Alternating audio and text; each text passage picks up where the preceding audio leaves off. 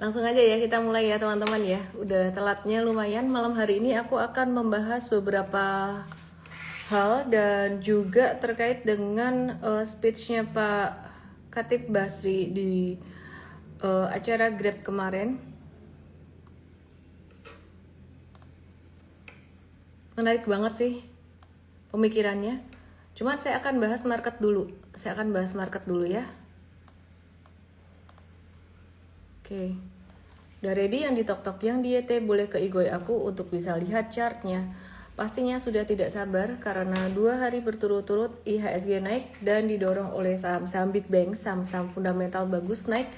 Kabarnya bagaimana dengan BBCA hari ini naik 9% dalam sehari ya, dan teman-teman tadi M-Trade ada kemarin M-Trade ada tes buy BBCA untuk trading dan tadi ada profit taking buat yang jangka pendeknya 8-10% ada profit taking di situ. Tapi yang jangka menengahnya kita ada hold ya. Ada ngetes hold BBCA untuk jangka menengah belanjaan kemarin ya. Jadi ada belanjaan kemarin di sini. Gitu. Terus kemudian pertanyaannya ini kenaikan kira-kira masih bakalan berlanjut atau enggak sih? Satu hal yang menarik ya, di pasar reguler asing itu net sell. Di pasar reguler asing itu net sell. Bentar ya. TikToknya keluar. Aku jadi mesti nyalain lagi live-nya, dia ngehang.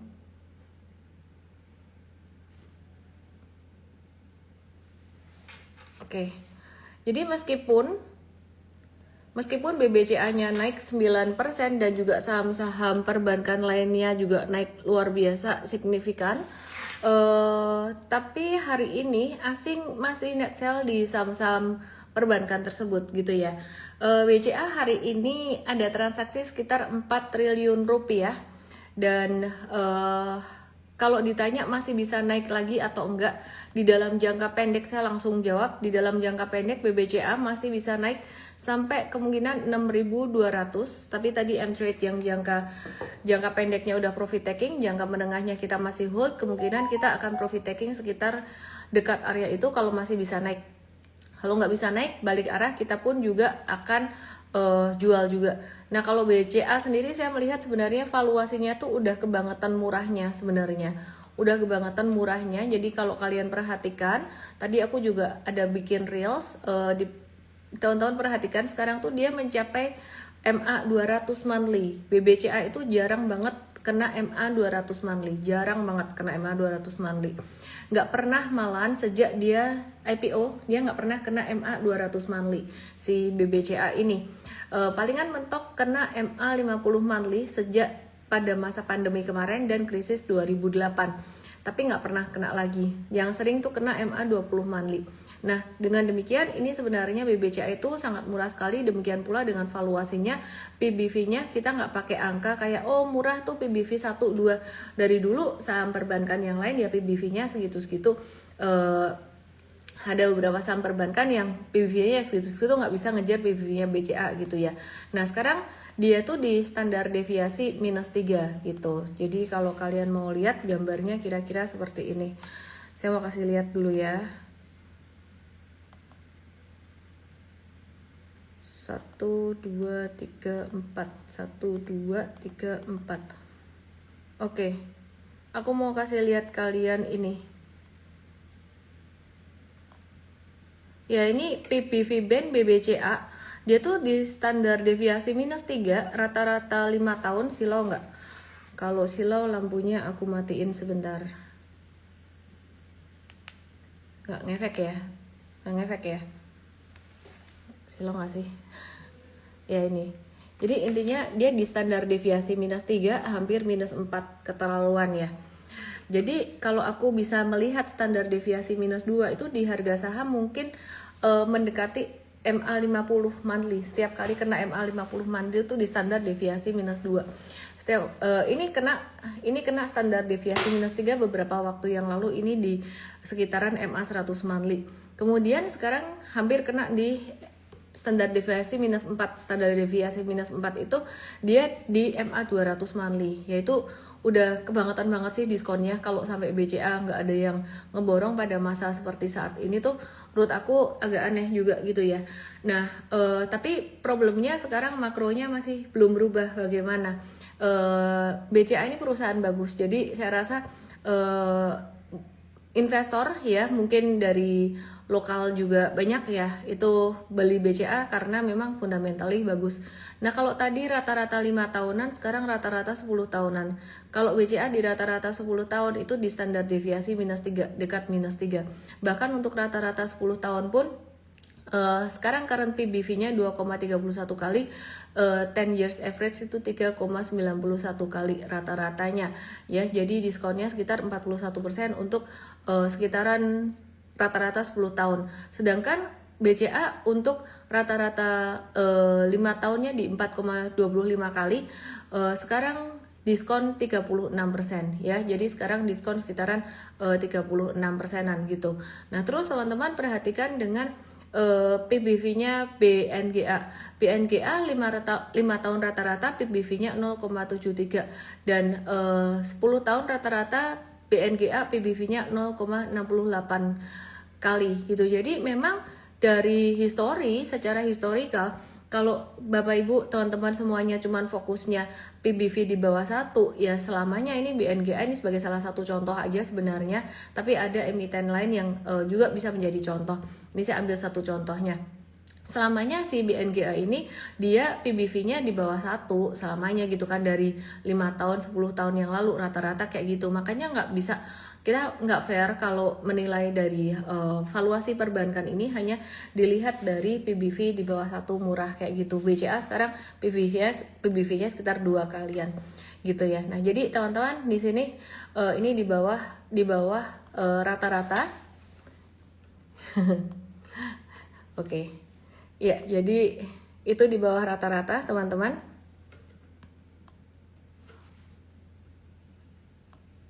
Ini udah di bawah rata-rata. BNGA ini juga di sini BNGA ini udah di bawah rata-rata, tapi lihat rata-rata 5 tahunnya BNGA itu dia baru di bawah rata-rata 5 tahun, belum sampai standar deviasi -1. Tapi sekarang BBCA meskipun dengan PBV yang lebih besar dibandingkan dengan BNGA, meskipun angka secara nominal tetap lebih besar, tapi dia itu di standar deviasi -3. Makanya hal ini juga menjelaskan mengapa BBCA hari ini juga naiknya lumayan tinggi. Tapi pertanyaannya hari ini tuh asing tuh masih net sell 2,93 triliun. Yang di net sell asing ada saham BRI, ada TPIA, BBNI, terus Antam dan juga Bumi ya. Ya, jadi teman-teman kita lihat saham-saham yang lainnya bagaimana selain BBCA. Kita lihat BBRI.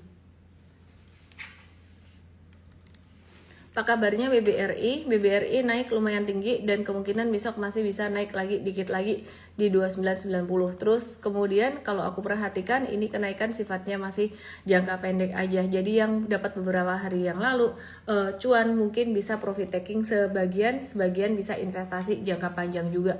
Nah, plus minus antara BUMN dan juga BBCA ya, BUMN, BBRI, BBNI, BMRI dan juga BBCA, Bank Mandiri itu dan BBRI itu dividennya besar, demikian pula dengan BBNI gitu kan ya.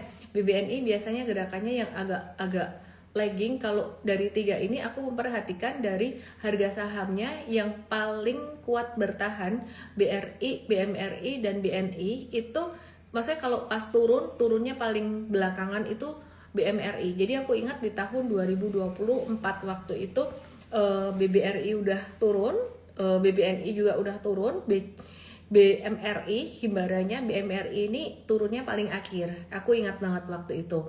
Ya, jadi intinya aku di sini melihat satu kecenderungan bahwa investor besar atau baik investor asing maupun lokal ya. Investor besar itu sepertinya mereka masih cenderung ada preferensi ke situ gitu ya, yang dimana itu menunjukkan sell off-nya pada waktu itu jadi tidak terlalu gede gitu.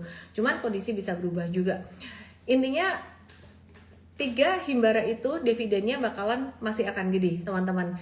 Jadi kekurangannya lebih ke keterkaitan dengan kebijakan pemerintah, itu aja sih, keterkaitan dengan kebijakan pemerintah. Ada hal yang menarik dari speech-nya Pak Khatib Basri di Grab kemarin. Jadi tadi aku sambil dengerin, sambil treadmill, sambil dengerin. Penutupnya tuh bagus banget ya. Jadi kalau aku bisa, sebentar aku lihat dulu. Penutupnya itu bagus sekali. Pak Khatib Basri melihat perekonomian Indonesia itu tidak sepenuhnya jelek. Jadi tidak sepenuhnya jelek. Beliau bilang, ini sedikit ya yang saya garis bawahi ya. Pertumbuhan perekonomian Indonesia itu jadi gini, dia cerita dulu tentang pertumbuhan perekonomian Indonesia itu, aku mungkin ceritanya agak lompat-lompat. 5,6 ya kan, 5,6%. Nah itu teman-teman 5,6%.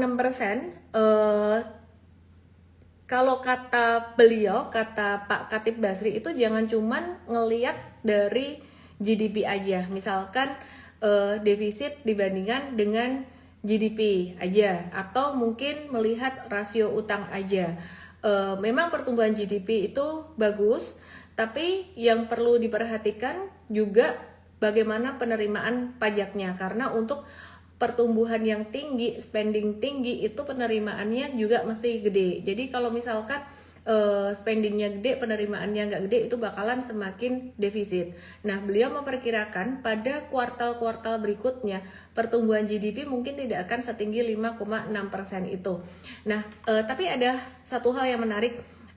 Beliau mengatakan bahwa yang perlu diperhatikan itu sebenarnya adalah tax ratio sebelum akhirnya nanti ditutup dengan cantik ya. Jadi penutupnya nanti aku ceritain nanti.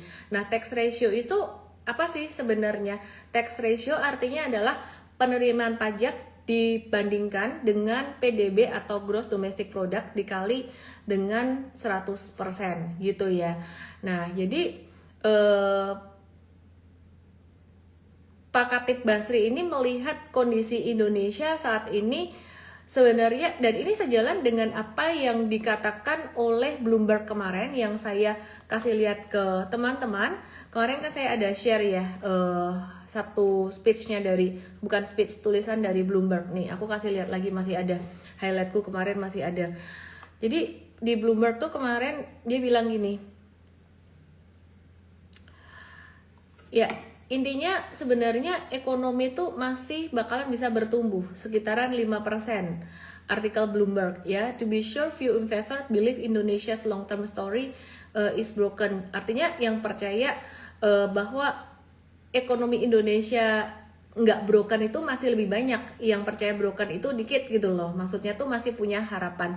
Nah, yang menarik dari Pak Khatib Basri sendiri itu menutup speech-nya dengan satu kata-kata yang memang menarik ya. Dia bilang gini, investing in Indonesia is very dangerous because it's addictive gitu ya. Jadi di tengah ketidakpastian global yang tinggi, beliau selalu mengatakan pada investor bahwa investing in Indonesia is very dangerous because it's addictive. Kenapa? Karena begitu masuk dan memahami potensinya, biasanya mereka akan terus kembali berinvestasi di Indonesia. Beliau juga mengatakan bahwa situasinya mungkin tidak sempurna saat ini, tapi beliau tetap optimis bahwa dalam jangka menengah dan panjang itu Indonesia akan menjadi lebih baik. Dan ini satu siraman satu hal yang positif di tengah kondisi yang banyak ketidakpastian dan negatif saat ini. Jadi 2 hari saham Big Banks, BCA dan kawan-kawannya itu naik signifikan. Terus hari ini rupiah membaik ya teman-teman. Saya akan memberikan satu kesimpulan setelah ini. Teman-teman perhatikan di sini Bapak Ibu ya, ini rupiah kita membaik. Kenapa? Karena Bank Indonesia langsung darurat kemarin dadakan dia menaikkan suku bunga lagi. Dia menaikkan suku bunga lagi 25 basis point. Kawan hari udah naikin suku bunga 50 basis point, 25 basis point. Sehingga rupiahnya membaik di angka 17.947. Perkiraan saya dalam jangka pendek beberapa hari dekat ini, di dekat ini yang mungkin 1-2 hari ini bisa sampai ke 17.800. Dan besok IHSG atau saham-saham big banks itu masih akan bisa menguat ya, masih akan bisa menguat. Mungkin menguatnya nggak terlalu banyak kayak tadi saya sebut BBCA, diperhatikan BBCA di sini ini masih bisa naik kemungkinan sampai 6.225-an. Terus kemudian BMRI ya, BMRI masih bisa naik dalam jangka pendek itu kemungkinan sampai sekitaran level 4440. Terus BBRI dalam jangka pendek dia masih bisa naik sampai sekitaran level 2990 atau 3000-an. Kemudian BBNI dia masih bisa naik dalam jangka pendek sampai ke level 3700 merespon Bank Indonesia yang menaikkan suku bunga lagi. Anehnya biasanya kalau suku bunga dinaikkan tuh saham turun. Tapi kali ini suku bunga dinaikkan, saham itu naik, merespon naik bukan hanya karena Pak Dasko DPR minta untuk buyback ya, BUMN buyback saham, bukan cuma karena itu, tapi karena adanya kenaikan suku bunga ini membuat rupiah membaik dan sebenarnya kaitannya tuh lebih ke arah fiskalnya. Kalau rupiahnya membaik itu beban fiskalnya juga akan jadi berkurang ya. Jadi beban fiskalnya juga akan jadi berkurang. Nah, jadi dengan demikian itu akan menjadi satu hal yang bagus yang menurunkan resiko ekonomi Indonesia. Di tahun 2026 ini yang dikhawatirkan beban fiskalnya menjadi membesar gitu kan ya. Nah, itu yang berdampak positif pada saham hari ini. Tapi saya ingin memberikan satu kesimpulan untuk saham-saham big banks dulu ya, dan pastinya untuk pasar saham Indonesia juga, bahwa kenaikan saat ini sifatnya masih sangat temporer sekali gitu. Jadi kalau kalian mau long term investing, tetap mindsetnya itu sebenarnya jangan all in. Kalau kamu nyerok kan pada nanya setiap hari, padahal saya sudah ngomong setiap hari juga, pada nanya kapan boleh nyerok. Prinsipnya itu bukan nyerok tapi diversifikasi yang bijaksana. Diversifikasi di mana di bawah itu kas dan setara kas.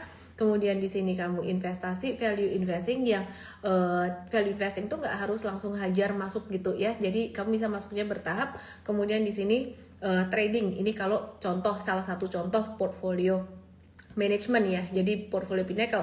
Jadi di atas tuh trading porsinya lebih kecil karena fluktuasi, dan misalnya contohnya di sini trading, saat ini kita banyak trading di, lebih banyak mengarahkan tradingnya di US stocks karena lagi bullish, dan tradingnya juga porsinya tidak terlalu besar. Jadi cash dan setara cash harus masih lebih besar. Kalau kamu serok artinya mungkin mindsetnya masuk banyak, itu cashmu bisa habis, padahal resiko di depan mata masih ada. Kalau kalian lupa, saya akan mengingatkan beberapa resiko yang ada di depan mata. Tanggal 19 MSCI masih mau review pasar saham Indonesia ya. Jadi kemudian tanggal 24 juga masih ada review untuk tata kelola ya. Jadi 19-24 saya lupa namanya apa tepatnya, tapi ada beberapa review itu. Dan kemudian yang sebenarnya lebih dikhawatirkan lagi, terlebih dari semuanya itu adalah saya mengantisipasi, sebenarnya kami itu agak konservatif belakangan ini, sangat hati-hati. Kita lagi mengantisipasi S&P ya, Standard & Poor's yang berpotensi mendowngrade rating Indonesia. Kalau S&P tidak downgrade Indonesia, kita senang sekali dan kita bersyukur gitu. Tapi nanti telat masuknya. Lebih baik, kalau buat saya, lebih baik terlambat daripada jor-joran. Bukan berarti tidak boleh masuk. Beberapa hari kemarin pun saya sudah bilang investasi masuk boleh, but please be mindful dengan money management-nya gitu ya.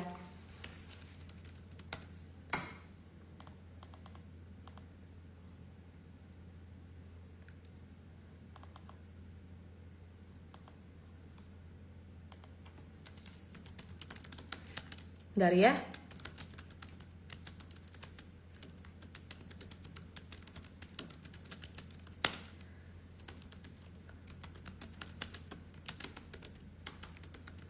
Oke, sebentar ya guys.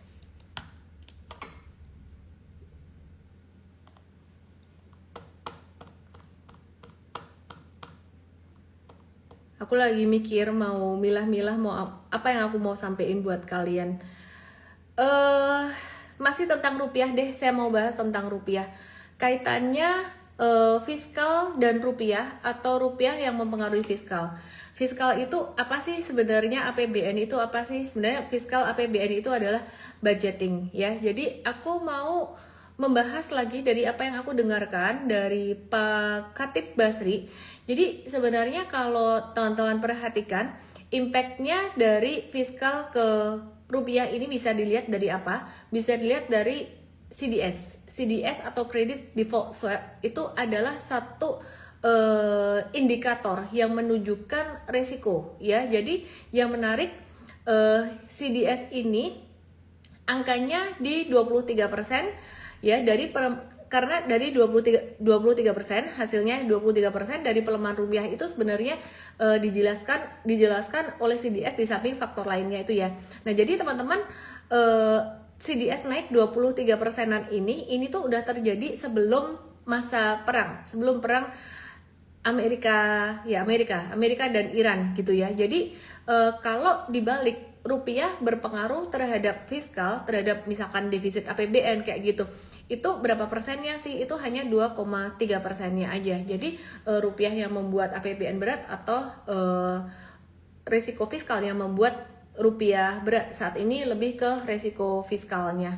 Kira-kira seperti itu. Dan dampak dari pelemahan rupiah yang diperhatikan oleh Pak Khatib Basri itu sebenarnya lebih ke masyarakat kalangan menengah ke bawah. Kalau menengah ke atasnya mereka sudah lebih berpengalaman dari case 98. Jadi beliau mengatakan ini beda dengan 98, di mana orang menengah ke atas itu mereka sudah mengantisipasi dengan ya udah beli dulu dolar, dan utang di dalam dolar itu juga nggak sebesar seperti tahun 98 yang dimana 98 tuh orang pada nggak ngeh gitu loh. Nah, tapi saat ini yang menjadi dampak itu sebenarnya lebih ke kalangan masyarakat menengah ke bawah.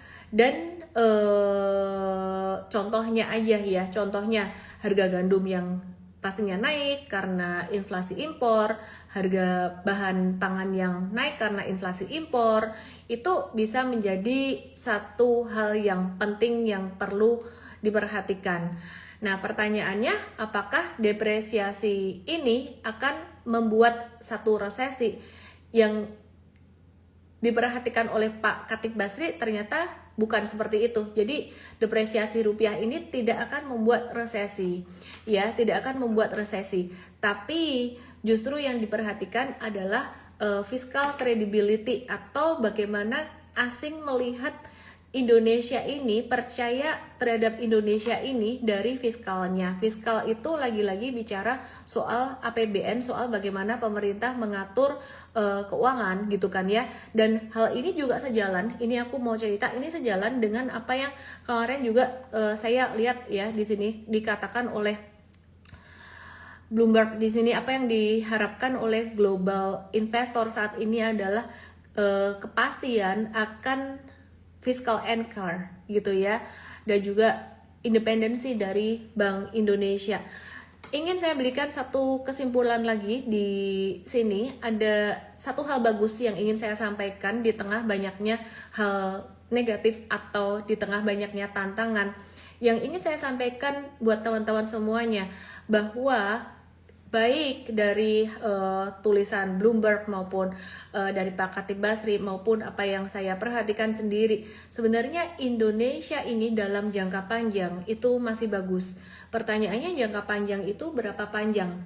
Jangka panjang itu 5 tahun, 10 tahun, dan jangka panjang ke depan itu masih bagus. Jadi saat ini, shock saat ini bisa dibilang shock bukan jangka pendek juga, tapi shock dalam jangka menengah gitu. Jadi kalau kondisi fiskal sudah diberesin, kebijakan-kebijakan itu sudah lebih ada kepastian, Indonesia bisa recover. Maka dari itu balik lagi pada apa yang saya katakan di awal, kalau kalian nanyanya cuman BCA, BMRI, BBRI, apakah ini kesempatan buat investasi? Jawaban singkat saya iya. Tapi ada jawaban panjangnya juga, bahwa ketidakpastian seperti ini, ketidakpastian fiskal dan potensi downgrade rating dari S&P itu masih akan membuat mungkin ada guncangan sedikit. Jadi kalau kalian berharap BCA itu naiknya huruf V terus langsung gas ke atas, itu enggak. Jadi BCA naik, huruf V dia akan turun lagi, dia akan zigzag lagi. Jadi mungkin buat kalian yang berpikir aku kemarin belum dapat barang harga murah, kalian bisa dapat dikasih kesempatan lagi, kira-kira seperti itu gitu. Jadi yang membuat investor asing banyak yang mereka merasa tidak nyaman itu sebenarnya juga selain karena fiskalnya, karena ada banyak ketidakpastian peraturan yang datang tiba-tiba. Sebagai contoh ya kemarin kebijakan ekspor satu pintu, DSI, dan ada banyak lainnya, kira-kira seperti itu. Terus ada yang menarik lagi dari Pak Khatib Basri, beliau mengatakan tentang Amerika-Iran itu perangnya ada kemungkinan tidak akan berlarut-larut, di mana Iran itu sebenarnya sadar bahwa dia kalah posisi militer dengan Amerika, tapi Iran juga tahu kelemahan dari Amerika apa, dan Pak Khatib Basri juga mengatakan bahwa perang itu akan berakhir ketika biaya untuk melanjutkan perang itu terlalu mahal, berhenti di situ perangnya, ya, mengutip juga apa yang dikatakan oleh ekonom Thomas Schelling dari Kennedy School Harvard gitu. Nah, jadi sekarang ini Amerika ini mau ada midterm election, akan ada midterm election, dan Amerika nggak mau kepentingan domestiknya Partai Republik itu terganggu karena harga barang-barang itu naik tinggi karena Selat Hormuz ditutup itu tadi, sehingga Amerika itu juga kepengen supaya perang ini cepat berakhir karena dia juga udah spend uang banyak, dan dia akan menghimbau pada Israel untuk berhenti perang dengan Lebanon. Kenapa? Kenapa?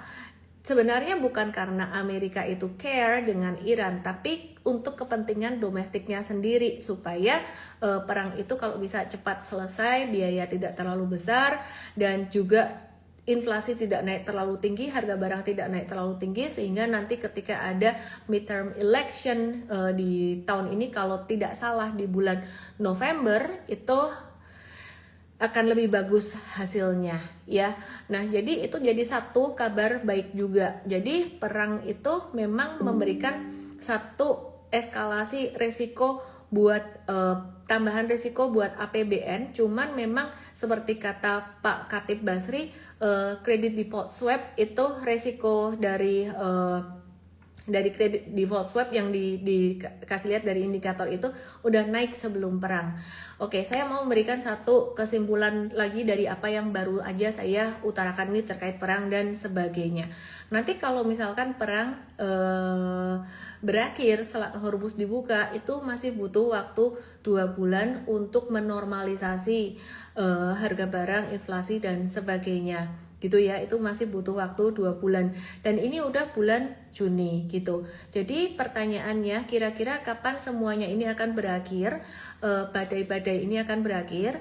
Jawaban saya adalah berakhirnya badainya satu persatu, mungkin enggak semuanya ya. Jadi badai terbesar sebenarnya datang dari dalam negeri, seperti yang Pak Khatib Basri katakan, dan juga dari yang artikel dari Bloomberg ini, dan pastinya dari banyak lah yang kita analisis juga dari fiskal ya, postur APBN. Makanya kalau misalkan MBG dikurangin atau malah mungkin dihapus, itu nggak usah tunggu apa-apa, nggak usah tunggu Selat Hormuz dibuka, itu juga bakalan naik. Itu satu hal utama, badai yang terbesar diperhatikan di situ ya. Oke, terus kemudian tapi kalau misalkan ini belum, maka apa yang kita perhatikan berikutnya, apakah Selat Hormuz ini akan dibuka atau tidak, itu juga akan memberikan satu dampak positif, tapi belum tentu akan langsung gas naik. Ingat, fokusnya sebenarnya lebih ke dalam negeri. Negara-negara lain juga menghadapi Selat Hormuz ditutup, tapi nyatanya bursa Korea ya naik-naik aja, Taiwan naik-naik aja, yang lain nggak rally seperti mereka tapi tetap naik. Terus kemudian fokus berikutnya, kita perhatikan soal tata kelola bursa yang diperhatikan oleh MSCI saat ini, teman-teman. Kita harus berhati-hati di sini. Kecil kemungkinan Indonesia masuk ke frontier market turun kasta dari emerging market itu kecil kemungkinan. Tapi jika itu terjadi, maka investor asing juga akan keluar lagi. Ketika pasar saham naik 2 hari berturut-turut, mungkin karena pain, rasa sakit yang sudah terlalu besar, karena rugi berapa puluh persen, mungkin jadi euforia naik 2 hari berturut-turut. Saya di sini cuma mau mengingatkan ada beberapa badai utama dan badai yang kecil-kecil berikutnya. Bukan kecil-kecil sih, badai-badai yang tantangan yang kita tidak boleh lupa gitu ya. MSCI review di Juni, bulan yang kita harus tunggu dan nggak boleh lupa tanggal-tanggal tersebut gitu teman-teman. Nah, sebelum saya mau melanjutkan materi saya mau mengingatkan juga bahwa seperti halnya Bloomberg dan juga Pak Khatib Basri mengatakan bahwa investasi di Indonesia itu sebenarnya ya untuk ke depan tuh ya masih bagus untuk bertahun-tahun berikutnya. Dan bahkan Pak Khatib Basri mengatakan pertumbuhan mau 5%, mau 4%. Dan kalau Pak Prabowo kepengen pertumbuhan 8% ya, tapi kalau kejadiannya cuma 4%, 5%, 4% pun pertumbuhan. Dan kabar baiknya adalah angka 4% itu termasuk pertumbuhan yang baik di dunia ini. Jadi ada beberapa hal yang positif, yang baik juga yang ingin saya sampaikan buat teman-teman biar kalian juga ngerti secara berimbang gitu ya. Jadi long story short dari paparan makro ini, apa yang kita pelajari tentang makro ini, intinya kalau kalian nyangkut ya di saham-saham big banks itu in the very long term kayak 5 tahun ke depan atau mungkin 10 tahun ke depan pasti masih akan naik, masih akan oke. Ya, tapi kalau misalkan kalian bertanya dalam 3 tahun ke depan, kalau misalkan kebijakan APBN-nya masih seperti ini, bagaimana ya? Kita nggak tahu asing memandangnya seperti apa. Apakah akan ada perubahan point of view? Ternyata mungkin asing jadi percaya atau gimana, saya juga nggak tahu, kita ikutin aja. Tapi sementara ini dengan narasi APBN dan fiskal yang seperti ini asing masih menganggapnya negatif gitu. Jadi asing masih belum buying the vision of Pak Presiden gitu. Oke, terus rupiah menguat tadi saya sudah bahas, dan menguatnya karena Bank Indonesia menaikkan suku bunga, terus kemudian TLKM juga kemarin menguat karena mau bagi dividen lumayan 8% yieldnya dari harga terakhir ya. Kalau kamu beli di atas ya berarti yieldnya pasti lebih kecil gitu aja. Terus kemudian harga Pertamax naik, BBM non subsidi, tapi BBM subsidinya tetap, jadi nggak berpengaruh pada APBN sebenarnya, tapi inflasi bisa naik, kelas menengah bisa beralih ke Pertalite subsidi dan mungkin bisa menyebabkan kelangkaan Pertalite.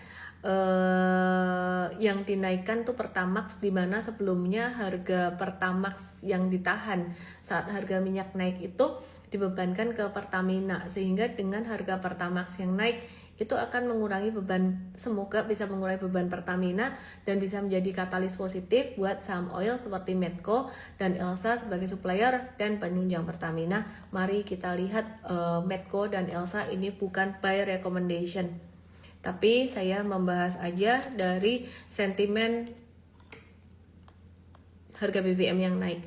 Medco saat ini memang udah turun banyak banget supportnya, kalau mau pelit banget sih di 1120, nunggu sekitaran 1120 atau 1155. Cuman ini bukan satu buy recommendation. Ya, ini area watch-nya buat trading. Cuman mau ngasih tahu bahwa resiko tradingnya juga masih cukup besar, say. Ya, terus kemudian aku mau bahas Elsa, Elnusa, support kuat di area 555. Jadi kalau mau nawar pelit di area itu 555, lebih pelit lagi di 540. Kalau kondisi market bearish masih pengen tradingnya harus nawar di support yang pelit banget, not even nunggu pantulan atau confirmation. Beda cara trading dengan ketika lagi market bullish. Satu kalimat yang saya sampaikan terakhir ini mahal banget harganya. Mungkin buat yang pemula nggak terlalu mengerti. Tapi buat yang sudah mengalami naik turunnya asam garamnya di market ya, perbedaan yang kayak perbedaan kecil itu hasilnya tuh matters gitu. Jadi ketika market lagi bearish banget, kita nawarnya benar-benar kayak di support, yang support bawah. Jangan terpikir misalkan ini ya, aku kasih contoh ya. Ini Elsa ya, nawarnya ya kita belajar. Dapat kayak gini dari mana? Belajar dari ya dari market itu sendiri. Elsa itu supportnya di 555. Nah, kena di sini, dapat dari high di sini. Mau percaya atau enggak, support dan ini kalau supportnya major itu level psikologis itu kenyataannya mantul juga. Contoh, aku mau kasih contoh ya, BCA aja deh, sahamnya kalian orang banyak, saham sejuta umat sekarang yang banyak ditanyain, BBCA ya. BCA ini kan supportnya MA 200 nya di 4820 ya, 4820. Nah teman-teman, kemarin sorry, ini monthly chart ya, monthly chart ya. Berarti beberapa hari yang lalu supportnya itu 4820 benar-benar tersentuh. Pas 4820. Kemudian mantul lagi. Kok bisa begitu? Level psikologis. Dimana orang-orang sudah mikir, wih ini udah sama kayak masa pandemi kemarin loh. Dan orang-orang mulai beli. Tapi nawarnya kalau bisa benar-benar di support banget. Contoh Elsa. Contoh berikutnya Elsa. Elnusa. Ya, perhatikan Elnusa. Sebentar, mesti ngecas HP, baterainya ngedrop. Waktunya ganti HP nih. Cas dulu. Aduh, gerak-gerak. Bentar, balik kamera. Kok nggak bisa masuk? Oke. Nih Elnusa, ini nawarnya tuh di support yang pelit-pelit banget gitu, dan nggak semua saham di trading. Jangan semua saham di trading. Oke, jadi PTBA tuh kita tadi habis profit taking dan kita lagi nunggu, kita mau nawar pelit lagi. Jadi mungkin tonton mikir, so you expect for a correction gitu. Mungkin besok masih bisa gini karena rupiah masih menguat. Nah, we expect for a correction. Ya kurang lebih seperti itu. Jadi nawarnya pelit banget. Di 25, kalau bisa kena 25 alangkah baiknya. Bisa nggak sih terjadi? Nggak tahu, bisa aja mungkin gitu. Loh, kok bisa sepelit itu nawarnya? Sebentar, saya ganti ini dulu. Kok bisa sepelit itu nawarnya? Ya waktu itu jadi gini, saya ngelihat ya, ini contoh PTBA tuh udah yang paling bertahan. Ini emiten batubara punya pemerintah, jadi nggak terlalu terdampak juga dengan kebijakan pemerintah ya. Ekspor juga nggak terlalu terdampak. DSI ya udah punya pemerintah juga ini. Ini kan ketahan di support ya 2830. Saya perhatikan terus ini nggak turun-turun di sini. Nah, ini nggak turun-turun di sini. Ini di sini saya perhatikan ini mau breakdown nggak jadi. Ini tuh ada yang nahan di sini, ada yang ngumpulin, ada yang jagain. Nah breakdown lah di sini. Ini kalau nggak salah waktu itu kebijakan apa ya? Royalti tambang naik atau ekspor satu pintu. Pokoknya adalah keluar kebijakan di sini. Pokoknya ada. Kalau ngomong pokoknya ada. Ya keinget yang viral-viral. Oke, terus kemudian bisa aja netizen nih. Kemudian dia mantul lagi kan? Nah, balik lagi mantul karena memang nggak terlalu terdampak. Balik lagi. Ini yang lain udah turun kemana-mana nih. Nah, terus dia naik lagi di sini. Nah, di sini dia kena satu kebijakan lagi yang kemarin. Ini kena kebijakan, aku lupa deh kebijakannya apa, pokoknya kebijakan tambang macam-macam gitu. Kalau nggak salah ini bursa mineral atau apa ya, saya lupa kemarin. Ada beberapa kebijakan, terus kemudian turun kan, breakdown kan. Saya mikir nggak akan jauh breakdownnya dia, makanya kemarin M-Trade spekulatif buy on weakness-nya tuh di PTBA nggak akan jauh. Dan kalau dia jatuh di bawah 26 itu justru M-Fast yang buat long term investing malah masuk gitu. Nah jadi beneran naik, cuman kita ngelihat naiknya juga nggak akan tinggi gitu. Dia mau dividen juga gitu. Jadi gitu teman-teman ya, itu intinya kamu boleh tradingnya harus dibatasi, money management itu penting banget, portfolio Pinnacle itu diajarin di M-Trade ID Academy. Jadi kalau kalian berpikir bahwa kondisi marketnya lagi gini nih, nggak ada misalkan rekomendasi saham di trading ideas M-Trade itu dikit, hey kelasnya udah kelar belum di M-Trade Academy-nya, video-videonya tuh banyak yang kita perbarui, bahkan kita bikin waktu itu saya ngajar, saya namain masterclass sih. Money management itu penting banget. Udah ditonton belum? Yuk tonton lagi.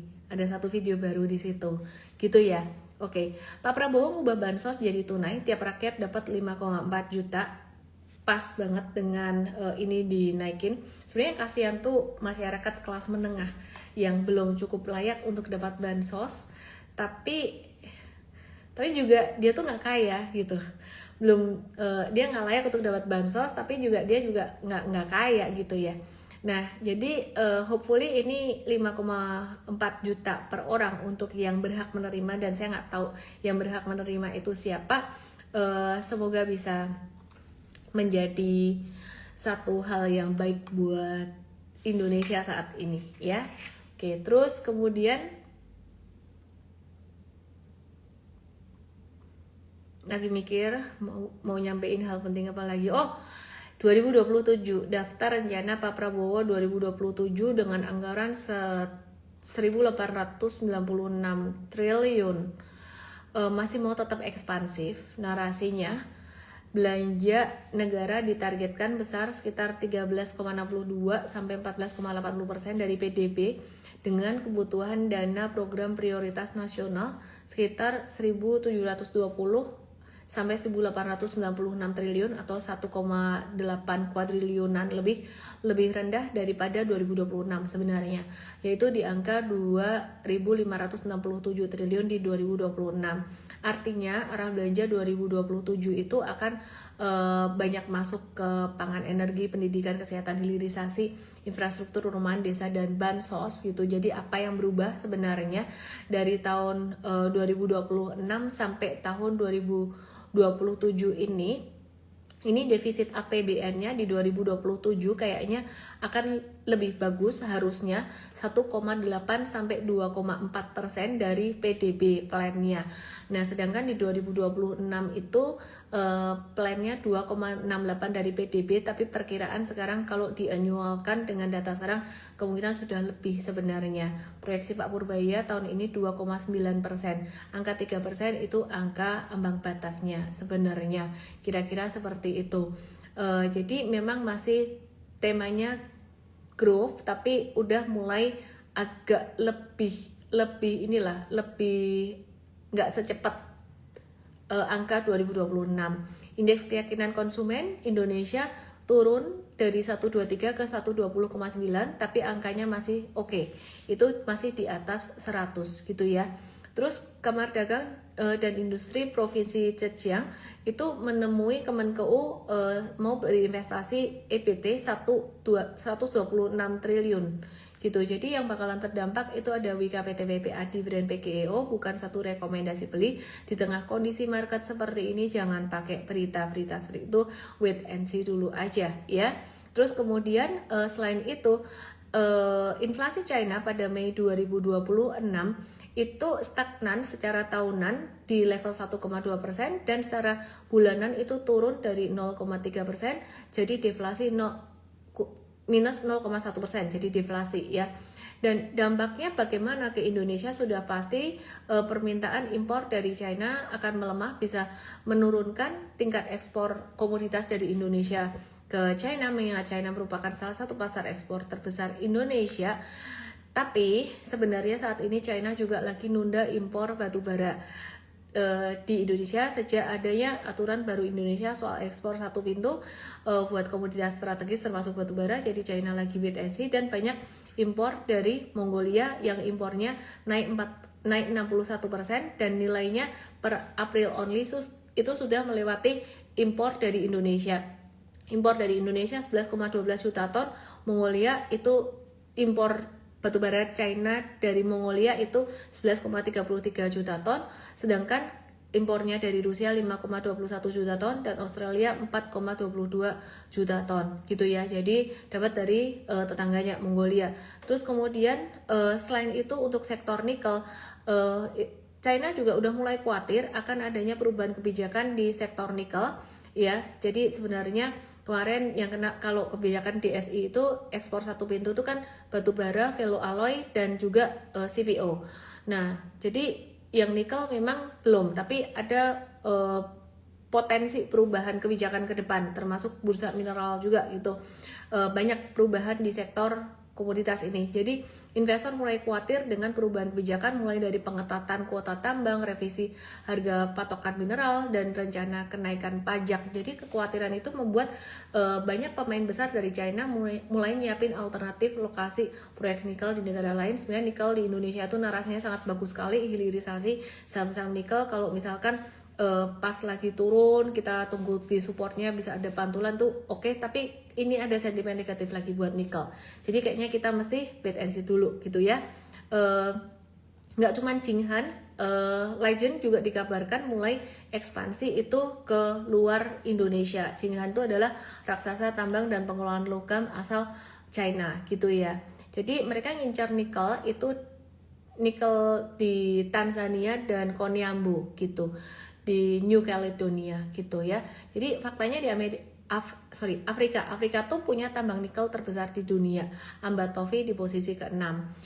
New Caledonia itu menjadi produsen nikel terbesar ketiga dunia setelah Indonesia. Indonesia sebenarnya termasuk salah satu penyuplai nikel yang paling besar juga gitu ya. Jadi apakah Afrika akan meniru Indonesia? Menariknya pemerintah Madagaskar tuh menyebut proposal Jinghan itu terinspirasi oleh kawasan industri nikel Morowali di Indonesia dan juga Beda Bay gitu. Tapi proposalnya masih dalam tahap peninjauan. Dampaknya apa? Belum bisa dibilang langsung rugi sebenarnya. Tapi mungkin ada sedikit opportunity loss dari sektor nikel ini dan risiko kehilangan investasi baru miliaran dolar Amerika. Mungkin sekitar nilainya satu proyek hilirisasi aja bisa 1-2 miliar dolar Amerika lebih gitu. Jadi resikonya ke ekspor nikel basisnya bisa lebih dari 30 miliar US dollar per tahun gitu kan ya. Nah, jadi kalau resikonya ke posisi dominan Indonesia bagaimana? Indonesia nggak akan langsung kehilangan status salah satu penyuplai nikel besar, raja nikel dunia gitu loh. Tapi bargaining powernya mungkin bisa agak-agak sedikit melemah dengan adanya opsi baru di Afrika ini gitu ya. Dan teman-teman, dampaknya bagaimana? Kalau kita perhatikan dampaknya ada perbedaan dari hulu dan hilir. Jadi emiten hulu atau tambang biji nikel seperti Antam tuh bisa aja diuntungin jangka pendeknya kalau HPM-nya naik dan bijinya makin ketat karena harga jual bijinya bisa lebih kuat gitu. Tapi kalau emiten hilir atau smelter seperti NCKL dan MBMA, by the way sedikit NCKL itu kena kebijakan ekspor satu pintu dia, ferroalloy ada gitu. NCKL dan MBMA itu bisa lebih tertekan kalau biaya bijinya naik, kuota ketat, dan investor tuh mulai membandingkan Indonesia dengan lokasi lain yang lebih stabil, mungkin bukan lebih murah tapi lebih stabil secara regulasinya gitu ya. Oke, terus aku mau bahas beberapa emiten metals yang terkait dengan nikel.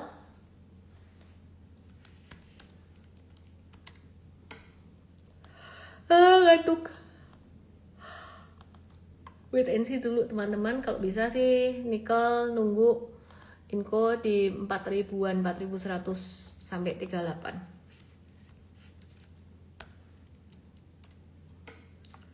Harum sekitaran level 640.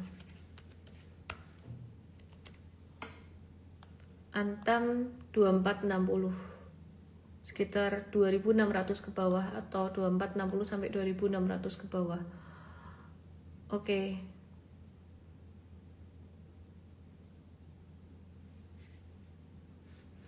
Bentar, aku mau ngecek rilis inflasi Amerika, ngecek inflasi Amerika dulu, sebentar ya. Siapa namanya? Inflasi Amerika.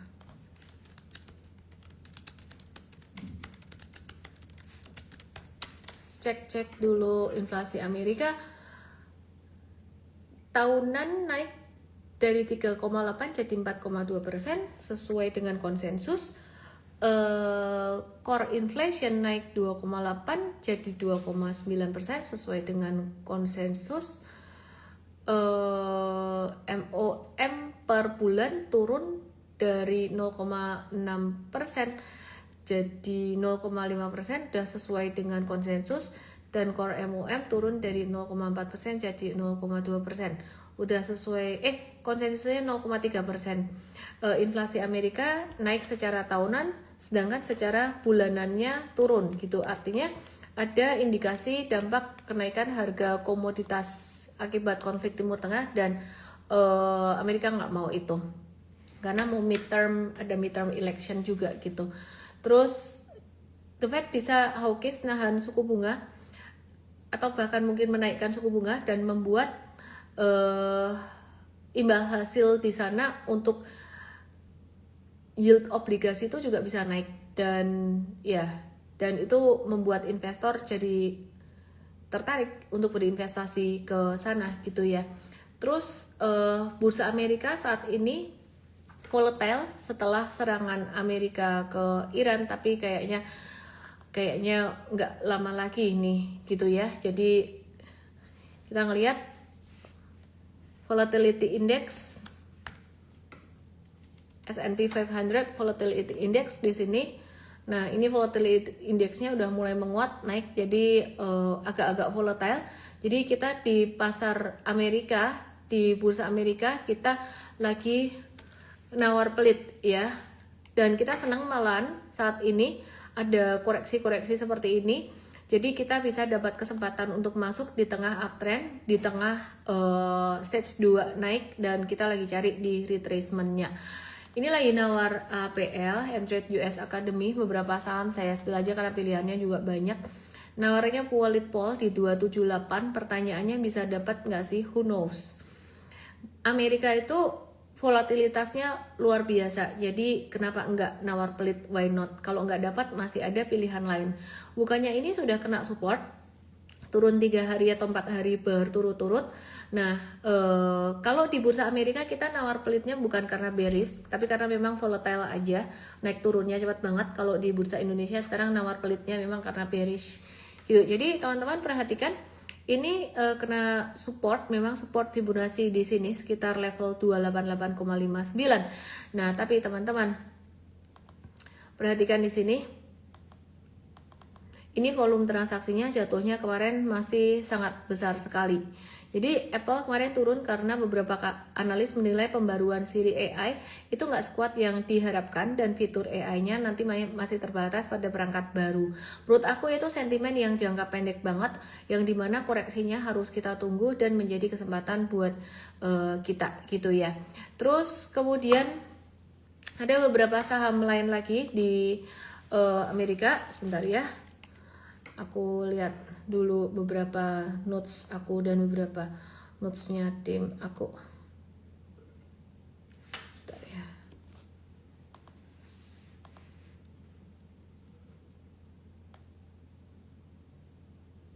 Oke.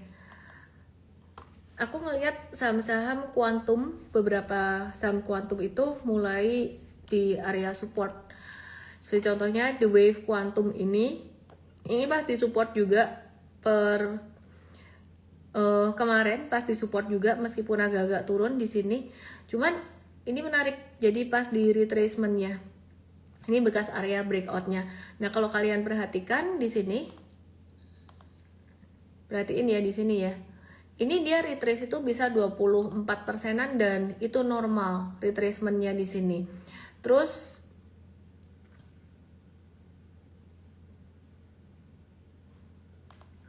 Bentar. Oke. Terus aku mau lihat IBM yang kapan hari kita bahas terus beberapa hari terakhir. Ini IBM juga beberapa hari ini turun, terus ini kena support MA 200 di sini. Dia udah mulai mantul, nawarnya sih pelit banget di 269.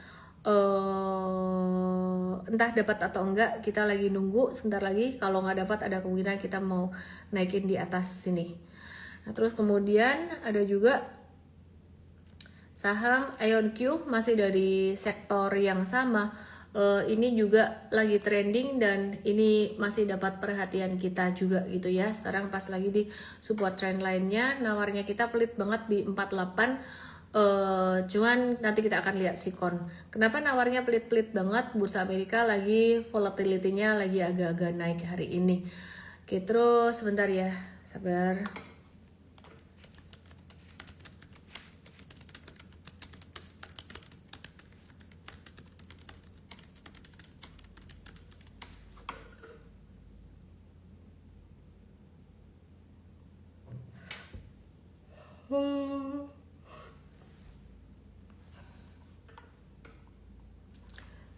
Nanti aku bahas sama Amerika lagi. Aku mau bahas ASI, Astra International.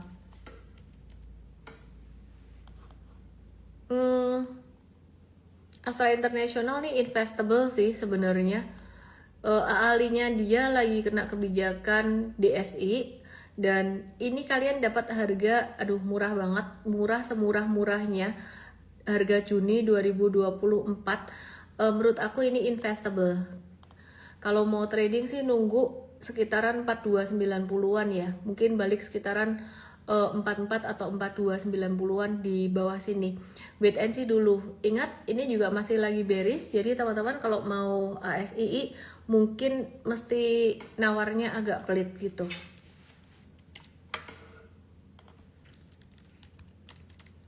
Go tuh jangan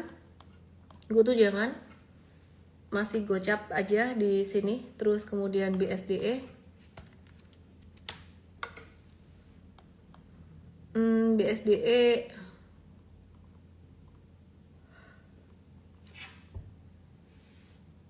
kayaknya wait and see dulu juga deh teman-teman ya.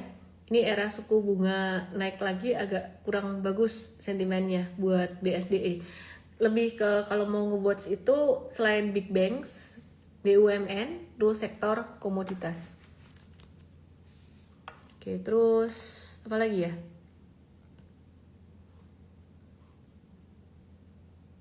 Oh ya, Oracle hari ini earnings. Saham Oracle hari ini earnings, guys.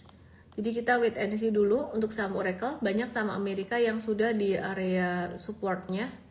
Kita lihat US stocks ya.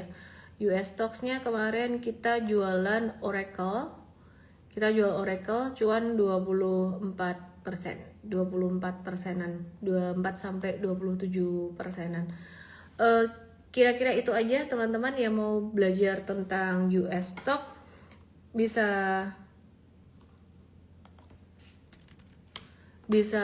daftar di M-Trade Start, langsung aja ke Igoi aku lupa ngetik URL.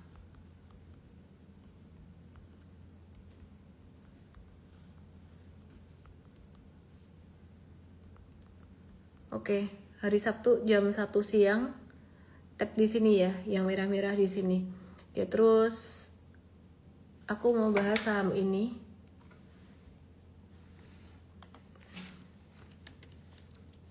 Nah, salah ngetik. Oh, ini rubrik nawar pelit pol. Dapat nggak sih nawar pelit gitu? Kadang-kadang kan mikirnya dapat nggak sih, terus FOMO kan ya. Dapat loh, turun 20% dari puncaknya. Jadi kalau kalian nanya kena bubble nggak sih? Kena bubble nggak gitu? Belinya di retracement biar nggak kena bubble. Kesimpulannya Miss, terima kasih sudah diingatkan untuk kesimpulannya satu. Saham US ada fasilitas trailing stop, ada di kita pakai trailing stop, info trailing stop. Kesimpulannya aku ngatiin dulu komennya biar aku bisa mikir. Kesimpulannya satu, saham BBCA, BBRI, BMRI, BBNI, PTPA, TLKM itu masih bisa naik mungkin satu hari atau 2 hari, tapi udah rawan banget profit taking dalam jangka pendek. kesimpulan lagi yang kedua, kenaikan saat ini sifatnya masih temporer karena sentimen dari DPR bilang menghimbau ke BUMN untuk buyback. Kemudian masih temporer juga karena penyebab dari saat ini tuh asing masih net sell ya, masih sell dan penyebabnya tuh lebih karena kekhawatiran akan defisit APBN dan fiskal serta ketidakpastian regulasi, mengkhawatirkan juga tentang independensi BI apalagi setelah ada peraturan baru P2SK. Intinya banyak peraturan baru itulah. Itu faktor utamanya yang belum terselesaikan, belum berubah gitu kan ya. Terus jadi kita masih harus mengantisipasi gitu tantangan di market yang di 19 dan 24 ini juga masih ada review MSCI untuk tata kelola, kemudian tata kelola market, terus pasar Indonesia, pasar saham Indonesia, terus kemudian yang paling perlu di highlight warna pink merah itu S&P Standard & Poor yang masih berpotensi untuk menurunkan rating Indonesia. Intinya badainya belum berlalu guys, ini cuman kayak badainya istirahat sejenak gitu. Satu hal yang ingin aku sampaikan penting sebagai penutup, mengutip penutupnya Pak Khatib Basri ya, pertumbuhan berapapun itu tetap pertumbuhan, dan pertumbuhan 4% pun itu juga pertumbuhan yang sebenarnya masih bisa dibilang bagus ya. Pertumbuhan 4% itu pun pertumbuhan yang masih bisa dibilang bagus gitu. Mau pertumbuhan 5%, 4%, itu 4% juga masih bisa dibilang bagus. Dan Pak Khatib Basri bilang investing in Indonesia is very dangerous because it is addiction. Jadi situasinya mungkin saat ini lagi challenging, lagi banyak banget tantangannya, tapi mengutip kata-kata beliau bahwa beliau tetap optimis bahwa dalam jangka menengah dan panjang Indonesia akan menjadi lebih baik. Kalau dari saya melihatnya mungkin jangka menengahnya beliau lebih panjang daripada jangka menengahnya saya ya. Jangka panjang Indonesia masih akan tetap lebih baik untuk 5 tahun, 10 tahun ke depan, asalkan kebijakannya juga pastinya lebih ada kepastian regulasi. Jadi teman-teman, badai akan berlalu dan akan datang badai lagi yang berikutnya. Badai saat ini ya teman-teman, lay low aja, nikmatin aja, beli ya secukupnya, hindari kata serok-serok. Saya nggak suka dengan mindset yang all in kayak gitu, itu berbahaya, dengan sangat berbahaya sekali untuk portfolio management kamu. Ingat, kas dan serakas di bawah harus besar. Kemudian ini investasi, kalau kamu mau investasi ya di sini masuk bertahap, dan di sini trading. Ini sebenarnya buat mempercepat dapatin return atau cuannya gitu ya. Kelihatan perut gendutnya di YT. Ya, dari di sini tradingnya nggak bisa di Indo saat ini untuk buat nyari cuan cepatnya gitu loh. Jadi buat pertumbuhan, buat growth-nya portfolio gitu. Ini porsinya lebih kecil daripada yang di bawah gitu. Jadi, apakah investasi saham saat ini BBCA berarti harus lebih banyak masuknya daripada yang di atas? Kan aku bilang masuknya bertahap. Porsi segini itu kan nggak langsung diisi, bertahap aja. Gitu aja sih teman-teman. Rupiah membaik karena suku bunga dinaikkan dan udah aku bahas semuanya. Tambahan lagi sedikit, tambahan dari Pak Khatib Basri yang aku suka banget, bonus. Beliau bilang gini, ini membuat aku kayak ting, produktivitas dan AI. AI itu tidak serta-merta, ini kata-kataku sendiri ya, AI itu tidak serta-merta menggantikan manusia. Tapi AI akan menggantikan manusia yang tidak kritis. Kemungkinan seperti itu pada bidang-bidang tertentu, tidak semua bidang juga ya, gitu ya. Jadi menurut beliau, kekhawatiran beliau itu apakah apakah AI itu bisa memberikan jawaban. AI hampir selalu bisa memberikan jawaban, tapi kekhawatiran beliau adalah tidak semua orang mampu mengajukan pertanyaan yang baik out of topic dari ekonomi. Jadi di era AI, kemampuan yang paling penting bukan kemampuan mencari jawaban, tapi kemampuan bertanya. Orang yang memahami konteks dan memahami persoalan akan mendapatkan manfaat luar biasa dari AI. Sebaliknya, orang yang tidak memahami konteks justru bisa menghasilkan kebutuhan yang salah.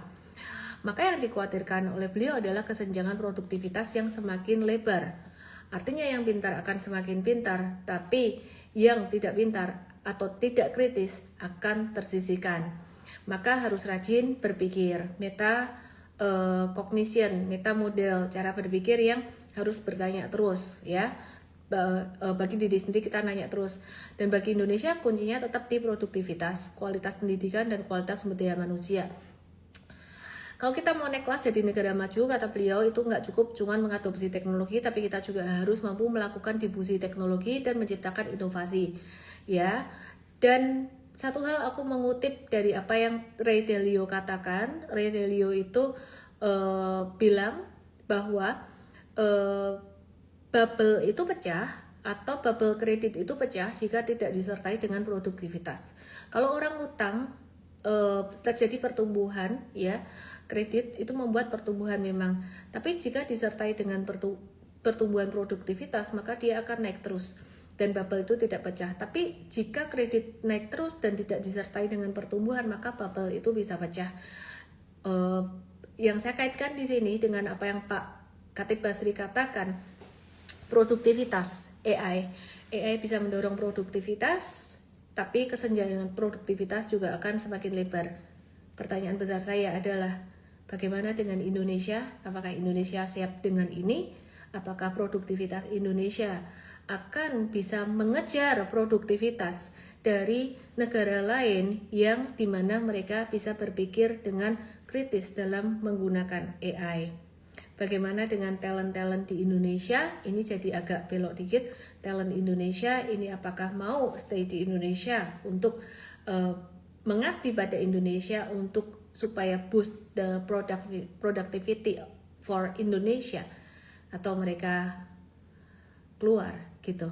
Jadi kata kuncinya supaya pertumbuhan itu sehat, mau pertumbuhan hutang itu juga sehat, harus disertai dengan produktivitas.